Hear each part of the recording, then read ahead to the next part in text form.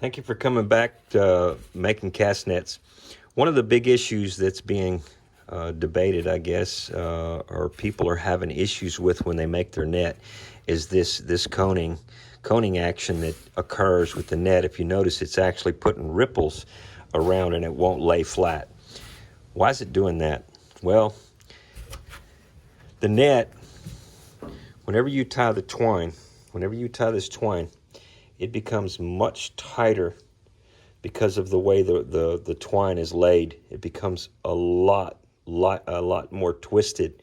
And because it becomes more twisted, this webbing wants to close itself.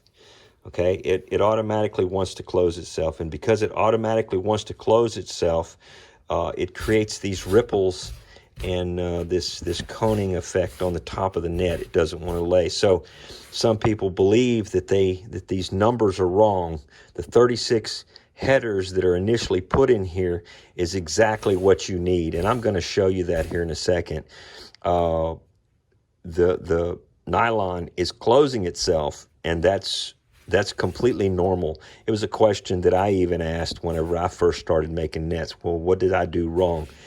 The teacher said, nothing. You have done nothing wrong, because once you put your lead line on it and you put it out in the grass, or you throw it casting it to catch fish, the net is going to come out perfectly flat and it's going to sink. If you add more headers, you're putting more nylon up here. The more nylon you have up here, the more nylon you're going to have down toward the lead line.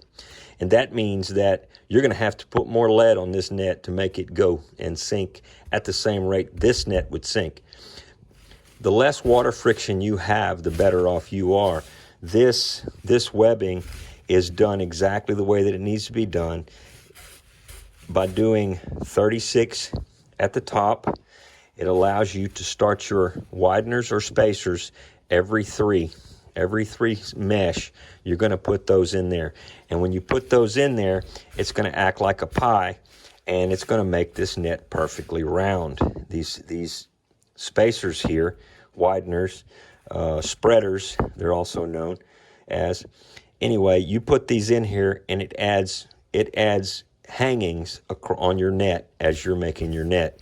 So if there's any question about whether or not 36 is right or not, I'm going to show you. I'm going to show you a net that's made just like this net. Everything is done exactly the same, 36. Let me go get one laid out in the grass. Okay, here's two nets that have been used probably once, maybe twice, and they're kind of broke in now.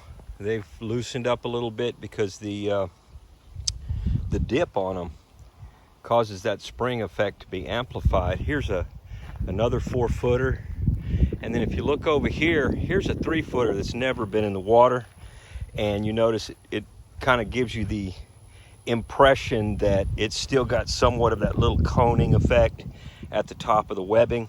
But once this net's been used a few times, it's going to lay out perfectly flat like these do.